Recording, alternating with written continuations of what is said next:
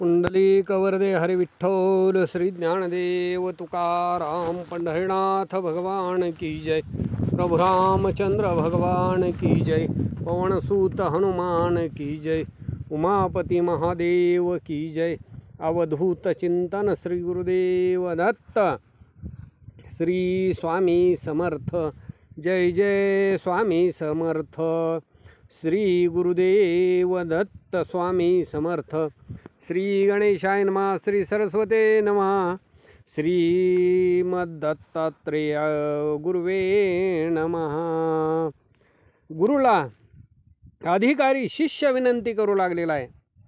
स्वामी समर्थ केव्हा सोलापूरला गेले, पाठीमागच्या अध्यायामध्ये आपण सूचना केलेली होती आणि तीच सविस्तर विस्तारपूर्वक सांगा अशी विनंती शिष्यानं गुरुला केल्याच्या नंतर श्री गुरु दत्तात्रेय स्वामी लीला ऐकत असताना मला अद्यापपर्यंत तृप्ती झालेली नाही, माझ्या सर्व इंद्रियांना समाधान वाटेल अशी ही जी गुरुलीलामृताची कथा आहे ही विस्तारानं सांगा असं म्हणू लागलेलं आहे।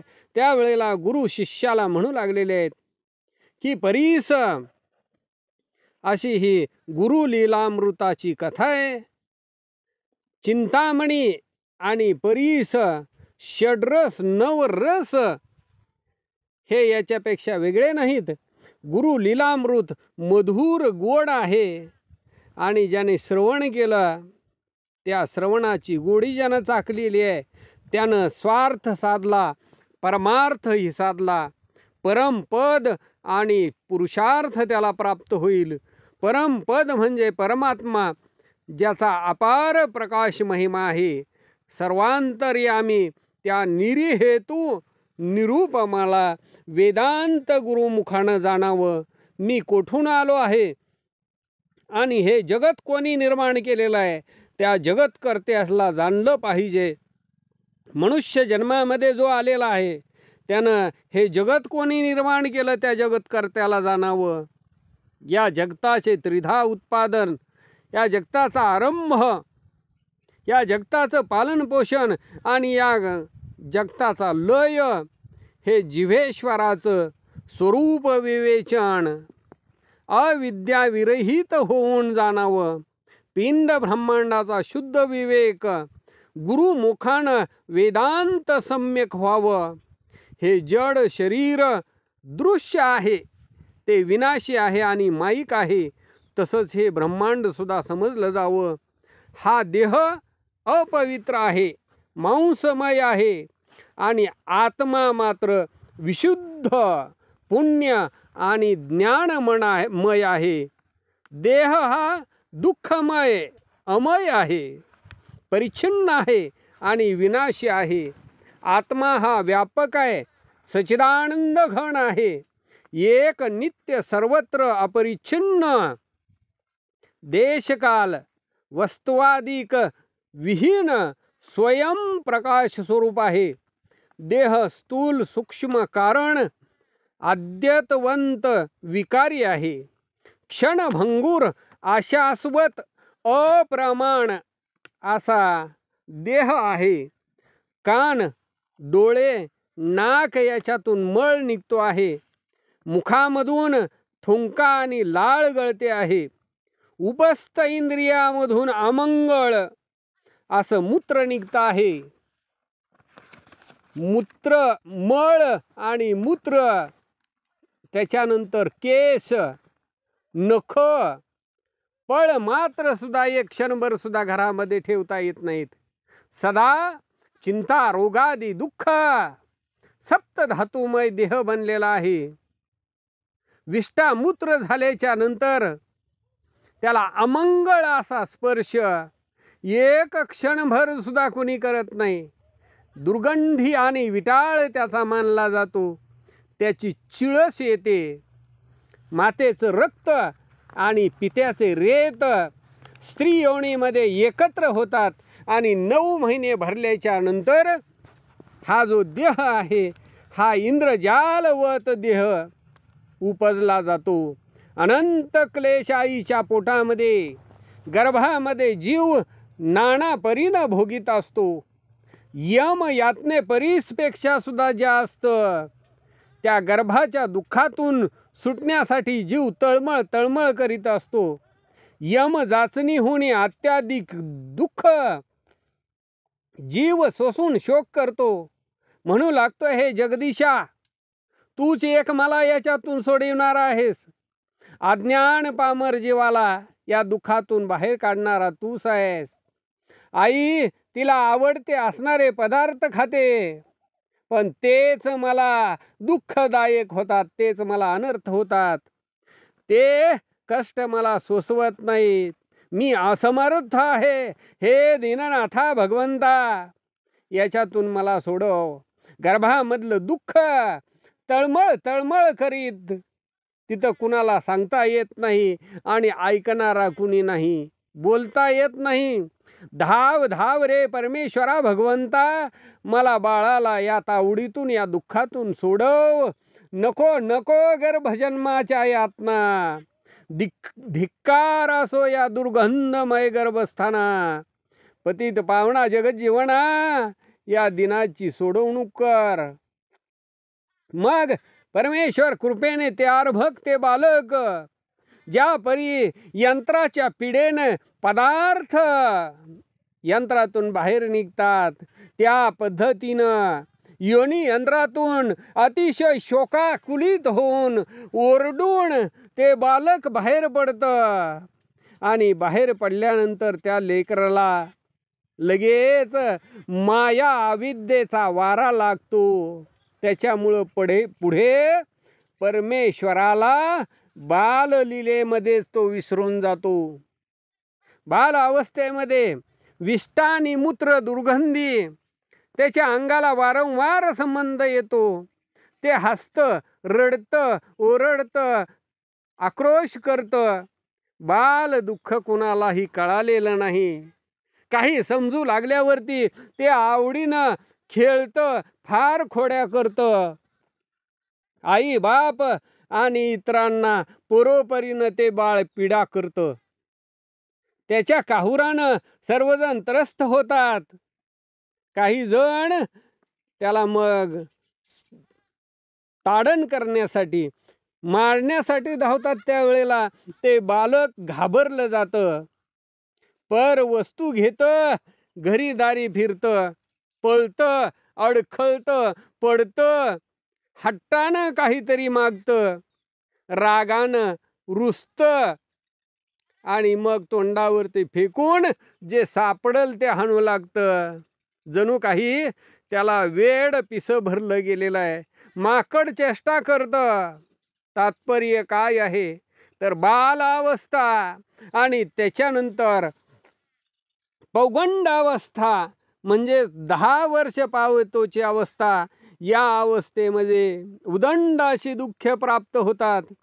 युवा अवस्थेमध्ये ज्या वेळेला तो जातो, तरुणपणामध्ये काम क्रोधाचं बंड माजलं जातं आणि विषयाचं थोतांड बळावलं जातं. तारुण्यामध्ये विद्या, शक्ती, द्रव्य आणि बळ मदांध होऊन तो खळ होऊन राहतो. रमणी विलासाचे सगळे चाळे आणि तेच सोहळे त्याला बंधन करतात. आई, वडील, गुरु, धनी, ज्ञाता या सगळ्यांचा धिक्कार करतो. स्वजातीचा धिक्कार करतो आणि स्वधर्माचाही धिक्कार करून स्वकीय किंवा परकीय विश्वयोतिषेशी मात्र जी पत्नी आहे तिच्याशी रममाण होतो. विषयाचा दास होऊन राहतो. परनिंदेचं जे छिद्र आहे ते त्याला सापडलं जातं. दुसऱ्याची निंदा करत राहतो. गर्विष्ठपणानं स्वतःचे दोष मात्र त्याला दिसत नाहीत. अनुचित निंदेकर्म आचरण करतो आणि जगामध्ये म्हणतो की मी प्रतिष्ठित आहे. स्त्री लंपट, दुराचारी, विषयासक्त, दरिद्री, रोगी, मूढ आणि अशक्त असा स्त्रीमुळे सर्वस्व त्याचा प्राणघात नाश होतो. तारुण्यावस्थेमध्ये अशी अवस्था होते. तात्पर्य, तरुणपणाचा भर हा सर्व परी क्लेशकारक होतो. म्हणून सारासार विचार करून इंद्रियाला ज्ञात्यांनी जिंकलं पाहिजे. वृद्धावस्थेमध्ये रोग पिडले जातात, शरीराला रोगाची बाधा होते, औषधोपचार सगळे निरुपयोगी होतात, सत्कर्म धर्म विवेक काही सुद्धा घडत नाही, इंद्रिय सगळी विकळ होतात. सर्व अवस्थेपेक्षा म्हातारपण हे शोक दुःखाचा केवळ डोंगर आहे. अंग थरथर कापू लागतं, श्वास हा गळू लागतो, लाळ गळू लागते, आणि मग जे स्वकीय आहेत ते सुद्धा विटंबना करतात. म्हातारपण हे क्षयकारक आहे. मृत अवस्था तर त्याच्यापेक्षा अतिशय पीडादायक आहे. असे हे षडविकारी स्थूल वासनात्मक कारण शरीर दुःखमय आहे. अस्ति जायते वर्धते विपरिणमते अपक्षीयते विनश्यते. हे संक्षेपानं हे शिष्या तुला कळण्यासाठी मी विवरण केलेलं आहे. असं गुरु शिष्याला सांगू लागलेले आहेत की तुला स्पष्टपणानं आत्मस्वरूप करावं. असा हा सुदुर्लभ अतिशय दुर्लभ नरदेह प्राप्त होऊन शरीरेंद्रिये जी आहेत ती सदृढ अव्यंग असून चित्त बुद्धी अंतकरण मन शंकित पदार्थ ज्ञान असतानाही मनाचा एक चांगलपणा ज्या कार्यामध्ये लागला जातो तद्रूप स्वाभाविक धारणा धरून कार्य संकल्प रूप मनोवृत्ती जी आहे ती करावी. उठून पुन्हा पुन्हा ती मनोवृत्ती भ्रमण करते, पण ती आपणाला समजते. अधिष्ठानामध्ये पुन्हा तिला आणून तिला अधिष्ठानामध्ये मुरवावं आणि उत्थानलय साक्षित्वान तिला जाणलं जावं. जडवृत्ती साक्षित्वान चिदघण आहे, चेतनारूपी आहे. अधिष्ठाता आत्मा तोच आपण आहोत. निर्विकार उपाधिरहित कार्यकारण आहोत. आपणापासून वृत्ती उठली, बाह्य पदार्थकार झाली आणि तीच आपल्यामध्ये परतून आली. ती पाहिली आणि जाणली तेही आपणच. मनोवृत्ती विकारी दृश्य जड आहे. येत जात असताना आपल्याला ते उघडपणानं दिसते. म्हणून द्रष्टा हा साक्षी आहे, निर्विकार आहे, सुघड आहे आणि आत्मा स्वतः आपणच आहोत. अंतकरण वृत्तीच्या एरझारा अखिल वृत्ती संधीचा पसारा त्या संधिवृत्तीच्या अभावाशी खरा प्रकाशक कूटस्थ निर्विकार क्षणक्षणाला बुद्धीचे विकल्प जे उठतात ते परिणामी अल्प असतात. आत्मा चैतन्य आहे, अनंत आहे, निर्विकल्प आहे आणि याच विकल्पांना जाणलं पाहिजे. एखादा मोत्याची माळ ओवलेली त्याच्यामध्ये जसे मोती भिन्न पण त्या ज्याच्यामध्ये ओवलेला आहे ती दोरा मात्र एकच असतो. तसा हा आत्मा तो परब्रह्म स्वरूपी एकच आहे असं शिष्य ऐकू लागलेला आहे. गुरु सांगू लागलेले आहेत. अशा पद्धतीनं सांगत असताना पुढं स्वामी समर्थांची सोलापुरामध्ये आलेली कथा सांगू लागलेली आहे.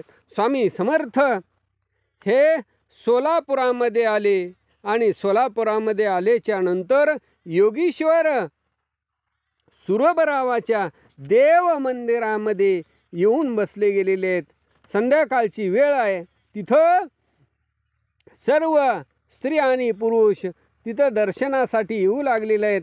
देवाच्या दक्षिण बाजूला उजव्या बाजूला श्रीमत परमहंस स्वेच्छाचरण विनोद हास्य करू लागलेले आहेत.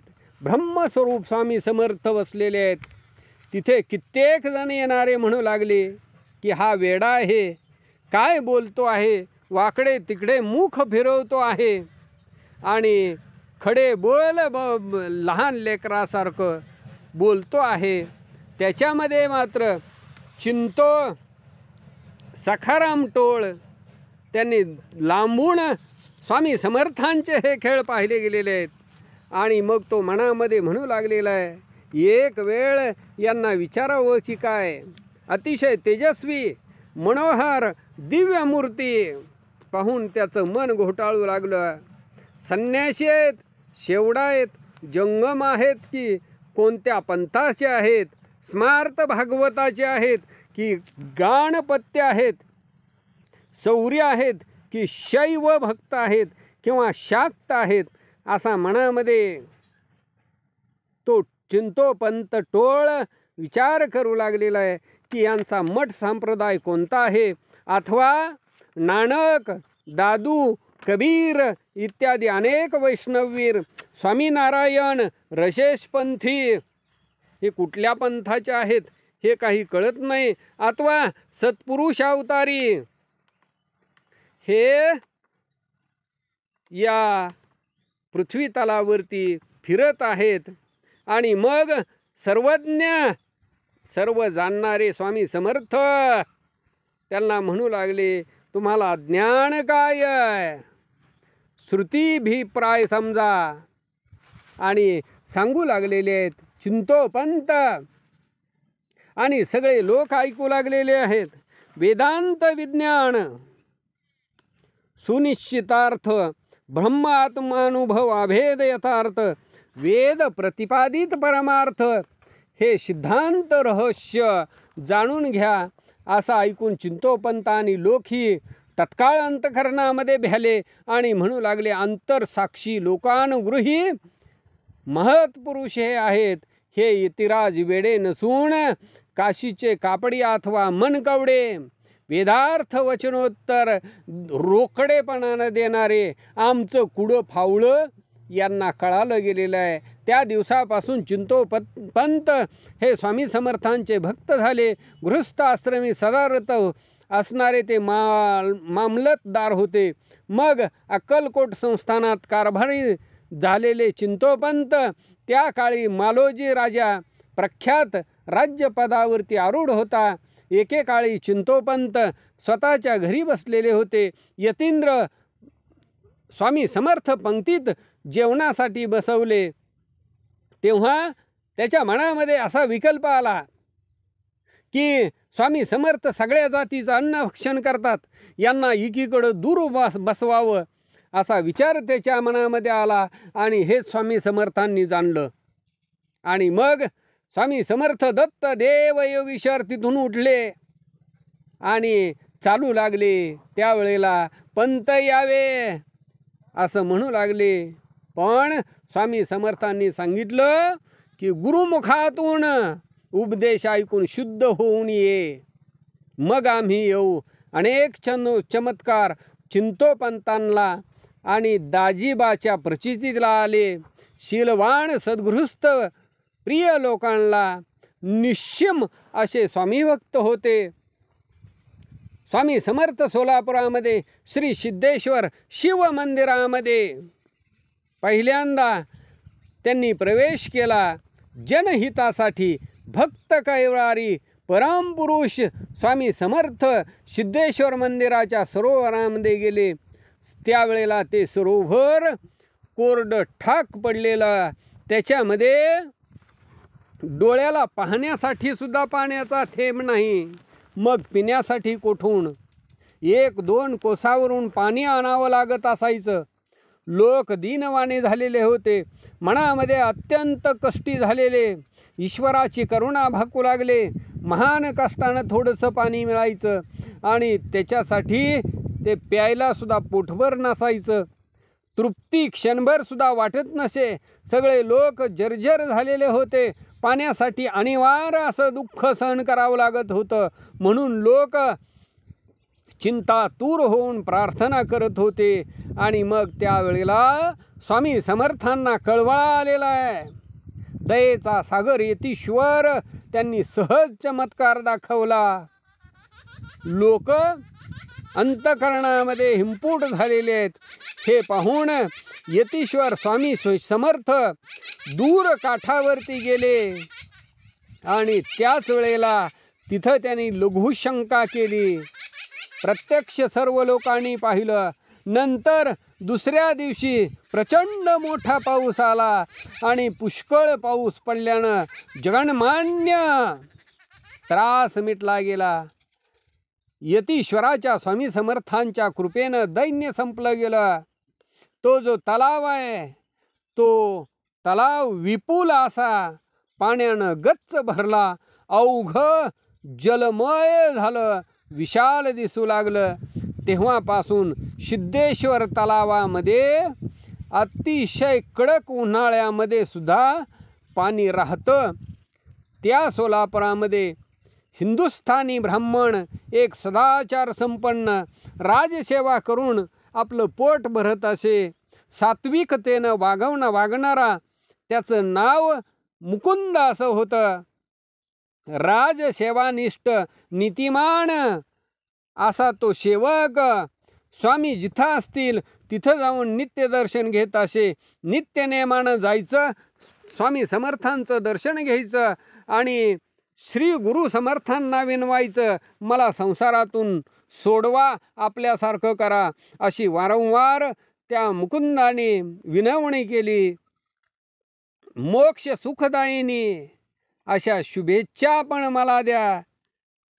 ते त्याचं शुद्ध अंतःकरण स्वामी समर्थांनी ओळखलं आणि मग करुणाकर आज्ञा करू लागलेले आहेत की वासना रहित होऊन सर्व संग परित्याग खरोखर करून शीघ्र सुख प्राप्त करून घे.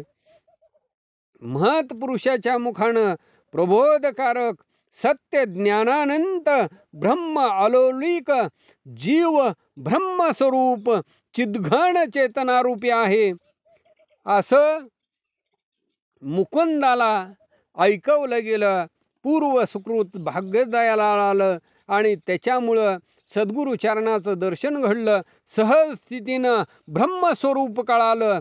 गुरुलीलामृताच्या सेवनानं या श्रवणानं ब्रह्मस्वरूपाची प्राप्ती होते.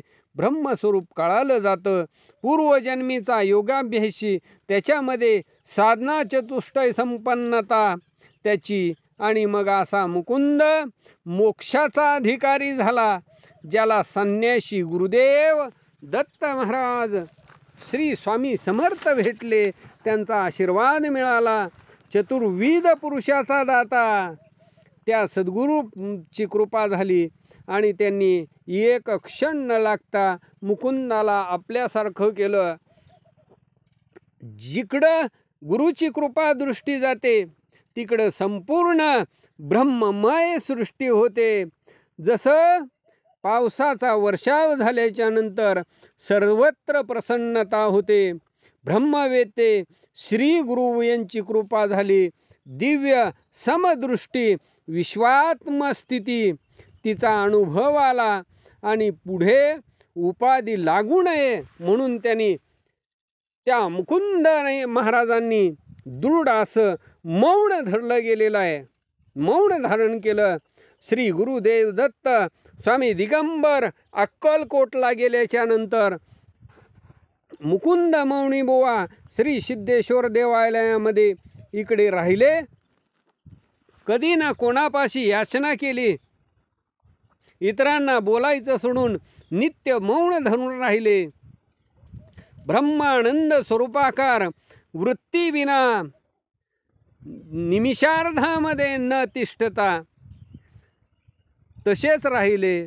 पण जसं परिसाचा स्पर्श झाल्याबरोबर लोखंडाचं तात्काळ सोनं होतं, त्या पद्धतीनं साक्षात स्वामी समर्थांचा आशीर्वाद.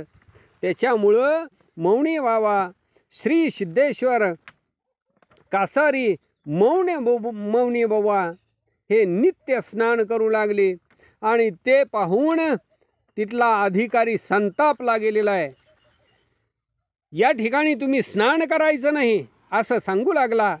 त्या बुवांना समजावून सांगू लागला, तुम्ही या तलावामध्ये स्नान करू नका. असं जर केलं तर मी तुम्हाला शासन करीन दंड करीन. पण एकही दिवस मौनी बुवांचा असा टळला नाही की त्यांनी त्या तलावामध्ये स्नान केलं नाही. मग राजदूतांनी त्यांना त्रास द्यायला सुरुवात केली, त्यांना हाणमार करू लागले. परंतु त्या तलावामध्ये विधियुक्त बुवांनी स्नान करायचं कधी सोडलं नाही. मारणाराच शरीर संधी त्याची, मारणाराच्याच हाताला अंगाला कळा येऊ लागल्या, तिडका उठू लागला. मग बुवावरती गुरुचा प्रसाद झाला आणि गुरुचा प्रसाद झाल्यामुळं त्यांच्या मनामध्ये कधी राग विषाद उद्भवलाच नाही. अक्रोध आणि वैराग्य, जितेंद्रिय अमद असं शांती दयायुक्त ते मौनी बुवा वास्तव्य करून होते. मग विघ्न संतोषी दूध आहेत त्यांना आनंद झाला. त्यांनी बुवांना एका खोलीमध्ये कोंडले, दाराला घट्ट असं कुलूप लावलं आणि मौनी व्रत वरिष्ठांना ते निवेदन केलं. दुसऱ्या दिवशी सकाळच्या वेळी चमत्कार पाहायला मंडळी आली. अधिकारी ही खोलीच्या जवळ आले. रागानं येऊन ते अधिकारी बसले गेले.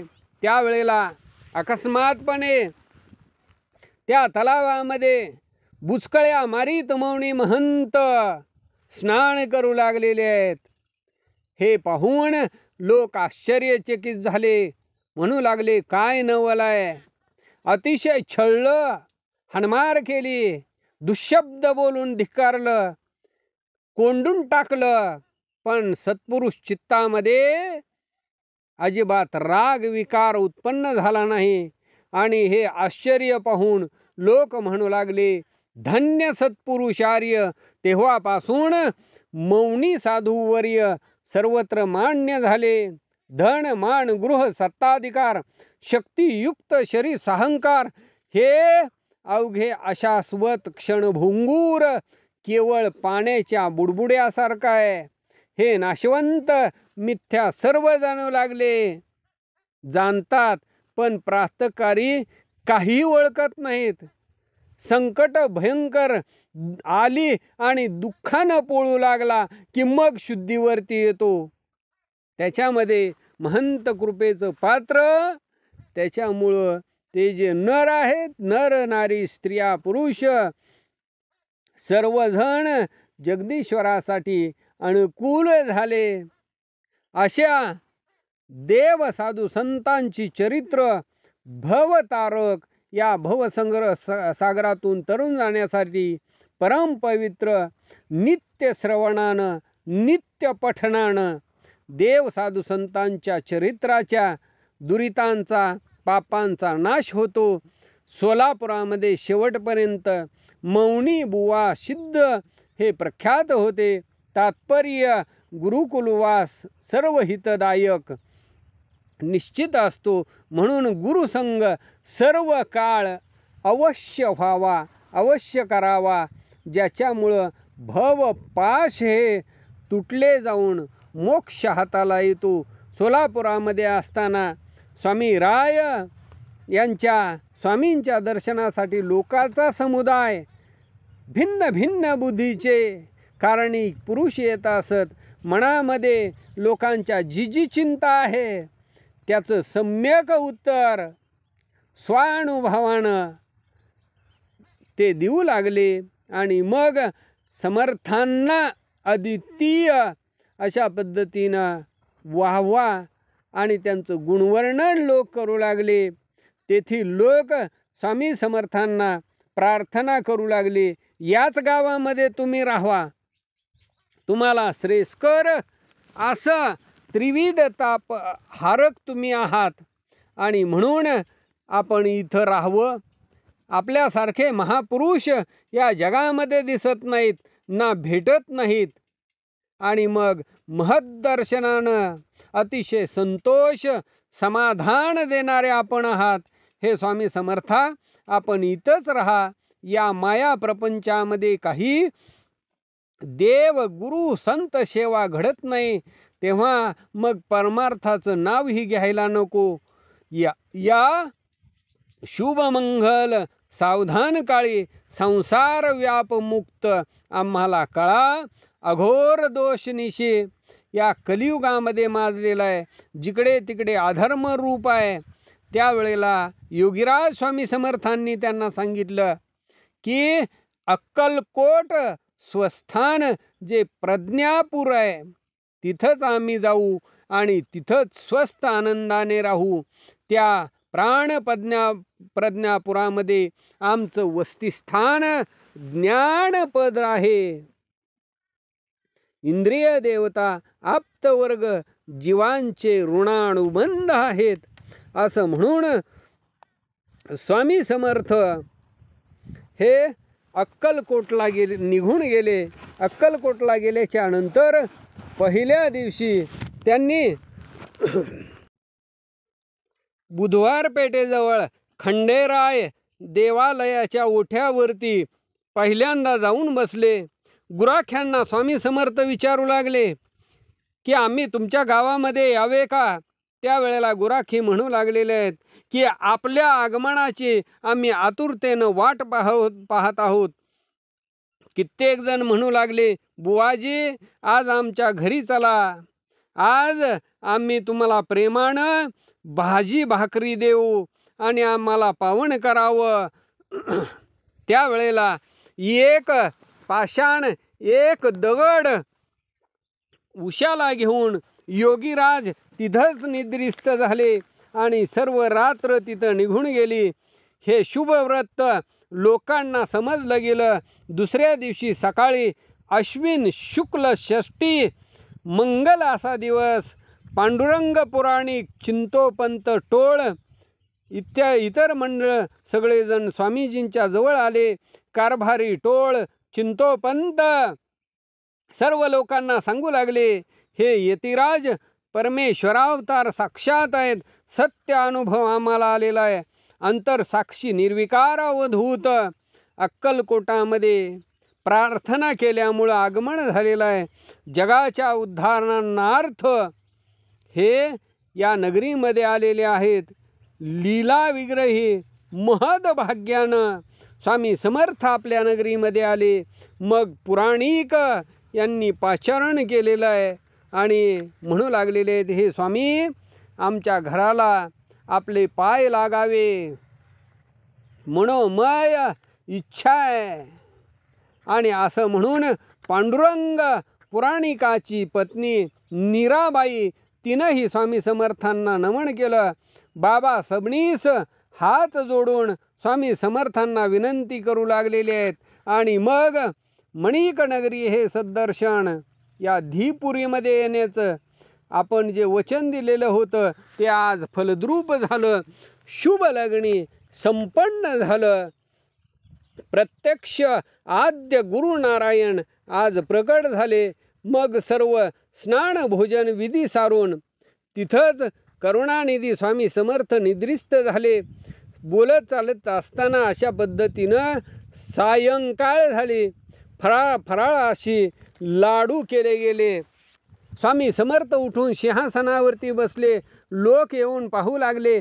भाविक स्तब्ध पावले गेले. परमहंस मूर्ती त्यांनी पाहिली. दर्शनासाठी टोळ आदिक येऊन बसले. तेव्हा पुराणिक स्वामी समर्थांना प्रार्थना करू लागलेला आहे की फलहार करण्यासाठी आपण उठून बसा, 2 घास घ्यावे आणि मग ज्यांची अघटित करणी कुणालाही कळणार नाही असे स्वामी समर्थ पात्रावरती येऊन बसलेले आहेत. नीराबाई हे मीठ वाढू लागलेली आहे, कोशिंबिरी वाढू लागलेली आहे, चटणी वाढू लागलेली आहे, लाडू पात्रामध्ये वाढू लागलेले. त्यावेळेला स्वामी समर्थ तिला म्हणू लागलेले आहेत की आम्हाला दुर्लभ अन्न म्हणून लाडू कपटानं तू चोरून ठेवलेला आहेस आणि त्यात ही अर्धा लाडू तू चुलीच्या जवळ ठेवून अर्धाच आम्हाला वाढू लागलेली आहेस. सर्वासमक्ष असं ऐकून मीराबाई ही लाजलेली आहे. तिने खाली मान घातली. म्हणू लागलेली आहे, सर्व साक्षी हे चंद्रमौळी आहेत. माझ्याकडून अपराध झाला आपण माझा अपराध पोटात घालावा. आणि अशा पद्धतीनं पुराणिक आदी सर्वांना अतिशय आश्चर्य वाटलं. हे सर्वज्ञ अखंड ज्ञानसूर्य भक्त कामकल्पद्रुम विराजमान आहेत. असो अशा पद्धतीनं प्रातःकाळी दुसऱ्या दिवशी सकाळी चिंतोपंत आणि भाऊ राज जोशी आग्रह करून यतीश्वरांना आमच्या घरी यावं म्हणून विनंती करू लागलेले आहेत. तेव्हा जोशी बुवाचे घरी स्वामी समर्थ ताबडतोब गेले. तेथं स्नान भोजन आदी सर्व झाल्याच्या नंतर आनंद विजयप्रद चतुर्थ प्रहराच्या वेळेला स्वच्छंद व्यवहारी आणि त्या राजाच्या गणपती मंदिरामध्ये गेले. लोकही त्यांच्याबरोबर गेले. ते कौतुक पाहू लागले. राजा यतीश्वर स्वामी समर्थ आलेले कळाले. नंतर मालोजी राजा आणि दाजी भोसले श्री गणपती देवालयामध्ये आले. त्यांनी श्रीफळ आणि फुलाच्या माळा अर्पण केल्या. मग स्वामी समर्थांनी श्रीफळ प्रसाद म्हणून आणि तो जो राजा आहे त्या राजाला दिलेला आहे. स्वतःच्या हातानं फुलाचा हार विनोदानं दाजीबाच्या गळ्यामध्ये घातला. अशा पद्धतीनं त्या नगरवेशीजवळ ओट्यावरती जाऊन बसले. त्याच वेळेला तिथं लंगोटी वस्त्र स्वामी समर्थ सदरूपानं तिथं त्या राजानं नेऊन दिलं. अहमद अली रिसालदार त्वरित त्याच ठिकाणी आला आणि तिथं आल्याच्या नंतर त्याच्याबरोबर रामचंद्र रंगारीही होता. अग्नी चिलमीमध्ये न लावता गुडगुडी त्यानं घेतली आणि स्वामी समर्थांच्या हातामध्ये दिली. त्या यवनाचं त्या मुसलमानाचं छळ कपट स्वामी समर्थांनी ओळखलं आणि त्याला कौतुक दाखवण्यासाठी ती चिलीम गुडगुडी ओढली नाही, त्याला फुंकली नाही, ना अग्नी लावला नाही. सगळे लोक पाहत होते, पण न ओढता, न फुंकता, न अग्नी लावता त्याच्यातून पेट घेतला गेलेला आहे आणि धूर निघू लागला. ती गुडगुडी पेटली गेलेली आहे. आणि मग त्या मुसलमानानं विस्मित होऊन आश्चर्यचकित झालेला आहे. स्वामी समर्थांना दंडवट घालू लागलेला आहे. म्हणू लागला, आपण सिद्ध पुरुष आहात, माझ्याकडून चूक झाली, मला क्षमा करावी. स्वामी समर्थांनी रामारंगारीला विचारलं की येथे आपले जे गणगोत आहेत ते आप्तजन, माझा एक ब्राह्मण आप्तजन आहे. त्याच वेळेला रामचंद्र त्वरित गेलेला आहे आणि त्या ब्राह्मणाला हाताला धरून आणलं. त्याला पाहून स्वामी समर्थ अवधूत म्हणू लागलेला आहे, का रे मला ओळखलं नाहीस? चोला तू सुखरूप आहेस का? का रे भुल्लास मायबापा आचार्य?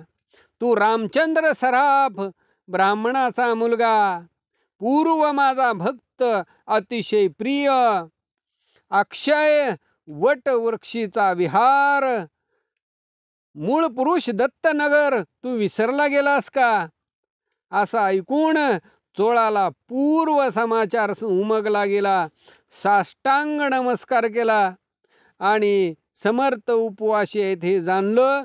चोळ्यानं स्वसदनाला नेलेलं आहे. भक्तिपूर्वक भोजन घातलं.